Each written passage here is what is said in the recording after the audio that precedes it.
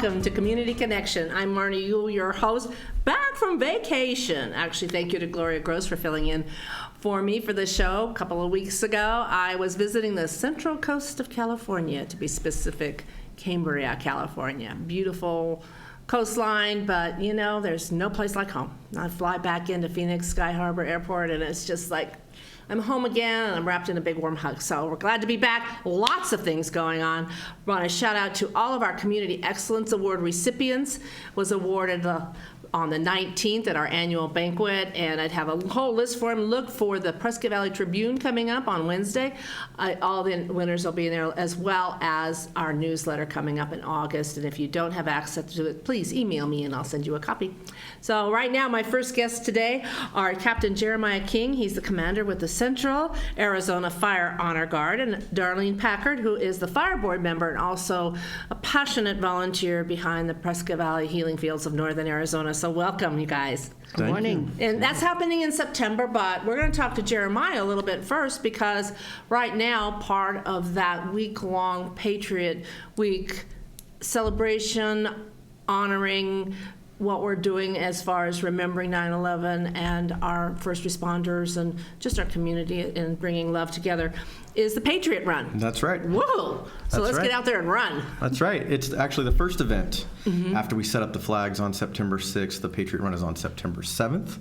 It is a fundraiser for the Central Arizona Honor Guard, and it is a 10K, 5K, 1 mile run. But we also have a lot of other things going on. During that time, we're going to do an opening blessing of the field. It's an opening ceremony for the healing field, and that's something that you don't want to miss. It's a short ceremony, but the Central Arizona Honor Guard and Pipes and Drums will be performing in that, and we will have a speaker that will kind of introduce the healing field and give a opening statement with an invocation over the flags. The Patriot Run, like I said, is a running event, and it's a nice flat course, so it's runner friendly, and it's going to be pet friendly as well.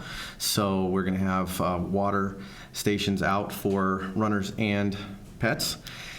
The entry fees. But we want to make sure when we talk about pets that your pet is other pet friendly. Yeah. So, well, that would be nice. That's yes. really important, because I've seen situations where groups of people come together, they have pets, and maybe the dogs don't always like each other. Sure. You just think maybe they all get along, but they don't. So if you have a tendency to think maybe your dog is not friendly with other animals, it's probably best not to bring them along. Definitely take or that into afraid of other consideration. animals. I mean, I have my little Gracie's cutest little thing in the world, and I'd love to bring her, but she's very shy around other dogs. We take walks, and she's just underneath my ankles. That's not a place for her. Sure. So know your pet before you bring them out to a large crowd where there'll be people running and things going on. Yeah, there's going to be a lot of activity, so Right. definitely take that into consideration. We are looking for participants. You know, the idea behind this is that we bring people out to the healing fields to peruse the fields, to reflect on what happened on 9/11, but also to enjoy an event that is patriotic in nature, but for a good cause. Yes, And, absolutely. So that's what the Patriot Run is all about. So what are the types of races again? The runs you can do. It's So- the 1 mile. So- My one. Right. The 1 mile actually Fun. goes around the Civic Center, Prescott Valley PD, and kind of runs through the flags, so that you never have to leave and cross a street for the 1 mile. So that's nice and safe for families and My kids. run. And Marnie. And then there's also a 10K and a 5K.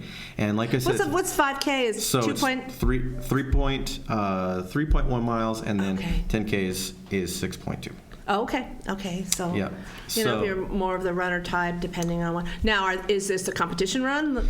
Yeah, so there are awards for the winners in the different various categories. Yeah, absolutely. And we'll have medals for those folks, and then all participants will get an event T-shirt. But like I said, this is a fundraiser, so we try to keep the participants' registration fees down, which means we don't spend a whole lot of money on medals, but we definitely make sure we get some nice T-shirts, and every participant gets a T-shirt.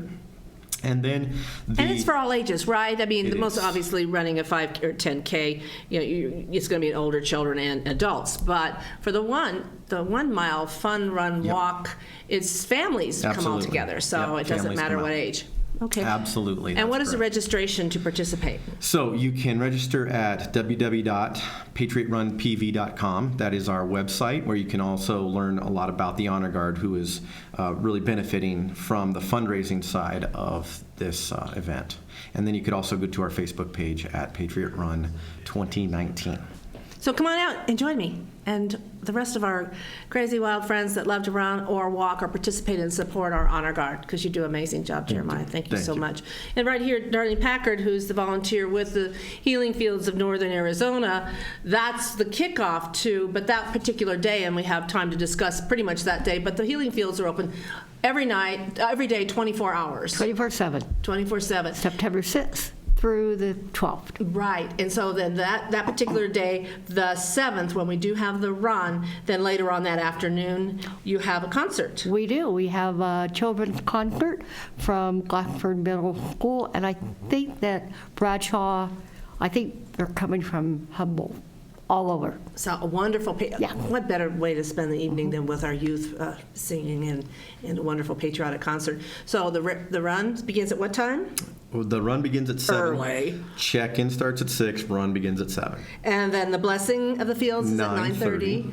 And then the concert is at 6. So wonderful evening. Come on out, and a beautiful, held out in the Prescott Valley Civic Center with the Healing Fields of Northern Arizona set up to see those flags and remember those represent somebody lost is an incredible sight and very touching and very moving. So come on out for that.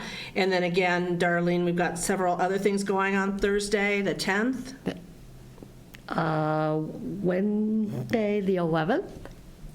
Well, when I have, so that's canceled? Cancel Thursday. something. Oh, Tuesday the 10th. Tuesday the 10th. Okay, yeah. We're having another concert. Another concert? Free, yeah, and we're helping at the Again at the Civic Center Uh-huh. with the flags. Yavapai College. And then on Wednesday, actual 9/11 ceremony that we started how many years ago? 8th year. This is the 8th year of remembering those lost in 9/11 and the Healing Fields of Northern Arizona and Prescott Valley, which is only one of 2 in the state, I think, that do that. Yeah, Tempe and And Tempe and us. And so thank you to now Supervisor Mary Mallory for starting this program and being really the passion behind it to make it something special that Prescott Valley does. And partnering, like with you, Jeremiah, to kick things off with the Patriot Run supporting our Honor Guard, because this pays and supports you to travel to ceremonies and other events where an Honor Guard is needed. That's right. The Honor Guard is supported by the fire department in some ways, but because we are a volunteer organization, we do raise money for those things of travel and. So we'll see you on September 7th at the Patriot Run. I'll be out there. Let's have a good time and support our Honor Guard. Thank you. We'll be right back.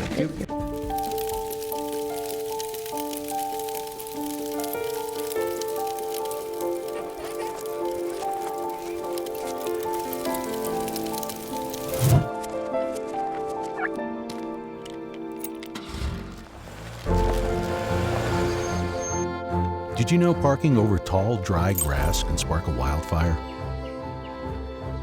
Only you can prevent wildfires. You're always trying to keep your kids safe, right?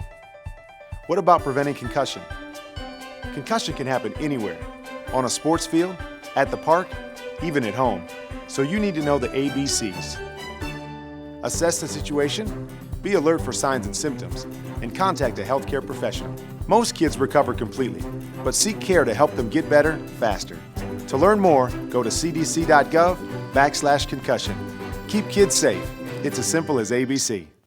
And welcome back to Community Connection. Joining me now is Joan Baum, Director of Program Services, and Darlene Golson, who is a program developer and grant writer for New Horizons Disability and Empowerment Center. Welcome, ladies. How are you? Great. How are you? Good, good. Well, it's good to have you on the show, where I understand you are putting on a program that actually should be of interest to everyone. As a business person, I look at all of our businesses and how do you handle people with service animals or what the law is as far as that goes, and you're putting on a program to educate the community on the law. And so tell us a little bit more about what this is going to look like, Joan. Well, it is the group for Arizona Center for Disability Law that's coming up from Tucson, and they are bringing their lawyer with them, and they're going to provide this 2-hour workshop on a Thursday, August 1st, from 2 until 4, and he's going to go ahead and explain a little bit about the rights associated with service animals, and not only the obligations of the business owner in relation to the people with disabilities, but also there are scenarios that you have to be aware of as far as what's allowed to deal with a service dog when it's in your business or in your place of maybe your office, that sort of thing. Right. So he's going to give us a lot of background information. I don't have a lot right now because he said, we don't really want to say specifically, I'm not a lawyer, so he's going to give us what the legal ramifications are from the ADA. And it should be very interesting and give us some good background, some good knowledge as to how to pursue matters when they maybe get out of hand at some time. And I think that's the problem, is a lot of confusion in that with people.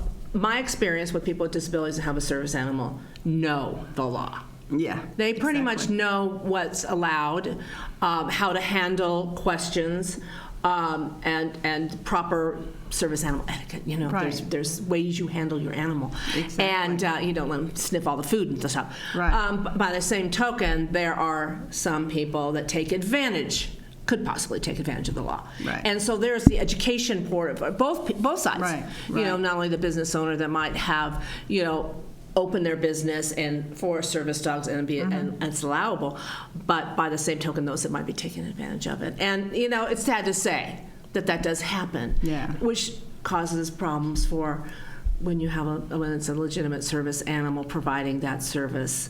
And it's really hard. And those of us I'm in the Lions Club, and we work with the blind, and we know a lot about that with our leader dogs and our Blind Dogs of the Desert service programs that we work with. And there are some responsibility of that owner of that service animal also. Definitely. So he'll be working on all of that. He should be telling us. That's what I specifically made sure that he was going to cover those subjects. And I have been around service dogs in different areas of what I've done. I used to teach for computers for New Horizons years ago, and a lady came in with a beautiful dog, sat down, was quiet, and never made a sound during the whole class. And it was very well trained. And this is sort of what you need to look for is with service dogs, and he's going to tell us how that works. And from what I understand, there is a difference between a service dog and a companion dog. So he's going to therapy dog, therapy companion dog. Right. Okay, and so he's going to bring that to the forefront also. So it's going to be a really good set of information that gives us some meat to what's going on here and what we can expect. So, Darlene, this is being held at the campus Yes. New Horizons Disability Empowerment Center. So tell us a little bit, where you're located. So and we're at 9400 East Valley Road here in Prescott Valley. And we do have a phone number that we'd like people to register or an email, and Joan has that information. Okay, so you would like, is there a charge for this class? There is no charge. It's absolutely free. It's going to be at our facility at 9400 East Valley, and they would like us to register with the ACDL in Tucson, so she knows how many handouts to bring out, this sort of thing. They have to put this together. So the number for them to call is area code 520, and then it's 327-9547, and it's extension 311. So they can call that. If for some reason they don't get that number, or they just want to let us know that they're coming, they can also call our number here in New Horizons, and the lady will take the information from the reception. And your number is? Oh, you were going to say that. 772-1266. Yes. Darlene said yes. I'm looking for it. Correct. You put on the spot, and I just want to make sure I get the right number. Yes. Yes, because this show, it's only a week away, basically. Right, exactly. And so somebody might see this show on Wednesday evening or say, I want to attend. And it is open to everyone. It's open to everyone. You don't have to have a service animal to attend. No, in fact, we don't really want people to bring service animals. That's not the reason. It's Right. to come by themselves so that they can find the information. They don't necessarily need to bring the service animal. That's fine. Right. And we actually want to promote also that the 26th of July, which is this coming Friday, is the ADA anniversary. It's the 29th anniversary of when passing of the ADA by President Bush. And so we That's just the would- American Disabilities Act. Yes. Exactly, and we'd like them to recognize that this is one of the things that we're holding to help celebrate that. And Darlene, you've put it on Facebook, I believe. Yeah, I put several pieces of information on Facebook yesterday. I was a little Facebook happy, so. Right. Our partners of Ability 360 down in Phoenix have actually created a fantastic set of videos and links to go ahead and look for the information for this if people want to know what happened with the ADA and all that sort of thing. So it has a lot of good information, and she's put all the links on there for us. Excellent. So again, this is Thursday, August the 1st from 2 to 4 p.m. at the New Horizons Disability Empowerment Center campus. And Darlene, I'm going to jump to you. I know we just had a wonderful fundraiser, but let's tell us a little bit about the campus and what you do there. So we do quite a few things. People may have seen our vans out there. So we do a lot of transportation for people with disabilities. We also do quite a bit of transportation for some older people in our community. We have several groups. We have a multiple chemical sensitivity group. We have chronic fatigue syndrome. Brain injury group. And then we have a lunch bunch that meets once a month. It's sort of a social get-together. Yeah, and it kind of gets people acquainted with our agency and what we do, and it's kind of a nice little social way to do it. Right. You guys are amazing. I mean, you really do so much in bringing that to the forefront of normal people with disabilities living normal lives. Right. Which I think was what the whole ADA, American Disabilities Act, was, is to provide that quality of life for everyone. Right. No Yes. matter whether a disability or not. So, well, congratulations and happy anniversary.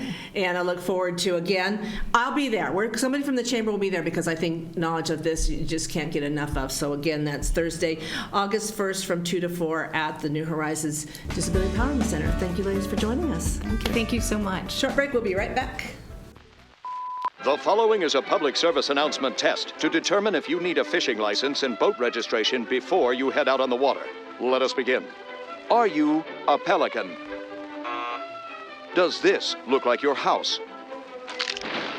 Is this your idea of fishing with friends? Do you use your feet as fishing hooks? Are you your own boat? Do you have webbed feet? No, I mean like a... That's the one.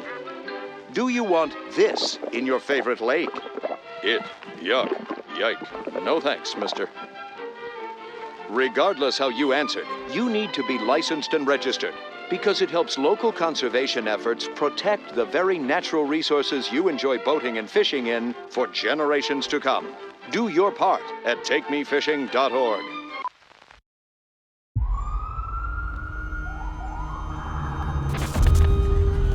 Opiates has taken everything and everyone I've ever loved away from me. Everything. I blew my ankle out and I got prescribed pain pills by my doctor. If making my detox public is gonna help somebody, I'm all for it. I just wish I would have had a warning. Opioid dependence can happen after just 5 days. Know the truth, spread the truth. And welcome back to Community Connection. I'm Marnie Yule, your host, and joining me now is Rachel Montague. She is a crime prevention officer with the Prescott Valley Police Department. Welcome, Rachel. Thank you. It's that time of year. Already. Oh, we're thinking back to school, but when you think of back to school, you're thinking the 1st of August, National Night Out. Right, and the unofficial end of summer already. 2 weeks away. Don't say Isn't that crazy? I know. I feel like I didn't have any summer yet. I know. Me neither. Right, and I've been working through the whole thing. I know. Like, okay. It's been a busy. And the little short vacation really didn't count. I need more time, but no.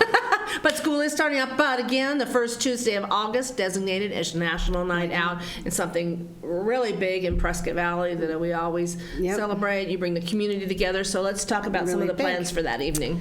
So typical for Prescott Valley, we have Block Watch groups all over town, and last year we had 15 individual events, and it's stacking up pretty close to that again this year. And some of them are rather large, and we get these larger community subdivisions, and they within them they have multiple Block Watch groups, and then those groups get together and have one big one. Let's say it's Stone Ridge or Stone Ridge, for example, has the one large one because it's just a little bit easier to plan one large one that way, which helps the police department out because then we can make one big stop instead of a bunch of smaller ones. So we have so far, I think, about a dozen registered. Registration ends tonight. Doesn't mean you can't have an event. It's just that if you're going to invite the police department or town personnel, we need to know so we can plan for that. Well, it's probably going to be too late. So what we are recommending now is instead of having, wanting to plan one, you can plan one, just to get your neighbors together and just take back your neighborhood. Right. But you can also be a part of one that's already scheduled, and I'm sure with almost 15 of them scheduled, there is one in your community, whether it's your, subdivision master plan community, whether it's Quailwood or Granville, Stoners, there's something going on, Viewpoint, or even some of the community area centers, some of the parks will have them. Right. So call Rachel, and you can find one that's already scheduled. Yep, that's correct. And just crash their party. Yeah. You live there. If you're not involved in a Block Watch group already, if you're interested in getting involved in one but you don't want to start your own, let me know, or call the police department. We'll direct you to the closest one to you. You can get involved there. Or if you want to start your own, which is something that we encourage, you can get a hold of me or someone at the police department, and we'll get you the information you need to get your own Block Watch group started. Well, so you bring a point. What's the benefit of starting a Block Watch or having a Block Watch community in your area? Well, the major benefit is looking out for each other, your neighbors. You have neighbors, you want to be safe, you want to feel safe. Best way to do that is get to know each other, and once you know the people around you, you're better capable of knowing what doesn't belong. When you see it, you have something happen, your neighbor can help you, or you can help them if they need help. We have a couple of really well-rooted groups, and it's actually something to be admired because they're all friends and they get together almost every Friday, they've told me, and they just have, whether the whole group can make it or just a couple of the group members can make it. When somebody has surgery or somebody's out of town or something like that, they have their neighbors to help them out, and so it's a good thing. Keep an eye on things. Yep, and it's one of the best ways to reduce crime. It's been proven over and over again. So this is the annual celebration. Annual celebration. You got it. Yes. And what goes on at a Block Watch party? Take me through the evening. So, the evening for me looks different than it does for somebody who's actually attending as a citizen. Well, okay. So as I said, I'm having a Block Watch. So tell me what I expect. You're going to invite your neighbors, and you can have food or not have food. Most of them, they'll do a potluck or some kind of, everybody will pitch in and do a catered event. Maybe it's pizza or sub sandwiches. We have groups that do everything from barbecues to just ice cream socials, root beer floats. One group does root beer floats every year, and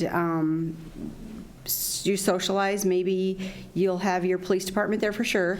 So the police department will go and visit each one of those members registered block parties. Exactly. Members of the police department will be at each one of those registered parties, and town personnel from your council, your mayor, other town representatives will attend as they can. There aren't as many of them, so they'll be visiting and making the rounds as well. A couple of the groups have requested that the canine officers attend so they can get to know them. Other we groups, like the dogs too. They might have specific concerns that they can talk about.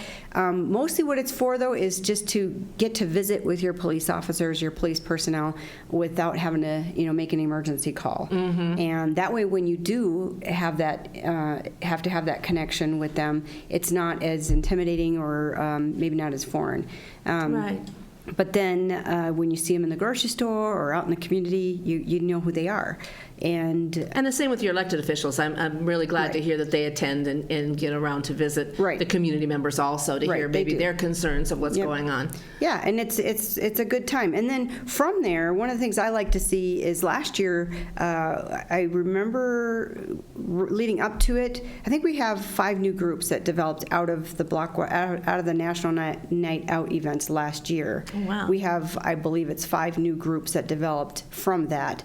And so far this year, just since May, I have 4 more that are working on starting. So wow. So what does it take to start a Block Watch group? Couple interested neighbors that want to start. And just get with you? You can get with me. I can give you information. It's not, all it takes is a little bit of time and a will to do it, and a couple of your neighbors. So that's what starts. Just organize you want to get together once in a while and socialize with each other, connect with each other, and look out for each other. Once a Block Watch group is started, now is there support from the police department Absolutely. Ongoing throughout the year? Absolutely. So a particular group might have maybe they have a traffic issue, speeders, stop sign runners, that kind of thing, and it's an ongoing problem. So we do periodic Block Watch meetings throughout the year with the group, and the police department will come out and we'll look at the situation a little bit more carefully and discuss it with the Block Watch members to figure out what we can do to curb the issue. It sounds like a great idea all the way around. yeah. Better for the community, better for your neighborhood. Yeah. And wonderful way to spend time on National Night Out with your friends and neighbors. You get to know your community members. Plus, it sounds like they're eating everywhere. Food everywhere. So if you're interested, you want to know if your local area is having a Block Watch That's party, right. give Rachel a Give me call. What number? 928-772-9261. That's the main number. And no, you can't find out who's having the ice cream social and who's having the barbecue. It's best to stay in your own particular area. That's right. So Party I live in crashers. Viewpoint, but I'm going to Stone Ridge because they have a barbecue. That's right. That's what you guys do, right? That's what we do. No, again, National Night Out. Again, it's Tuesday, August the 6th. August 6th, that's It'll right. be here before you know it. So thank you all for joining us here on Community Connection. Hope you have a very great 2 weeks and be safe out there.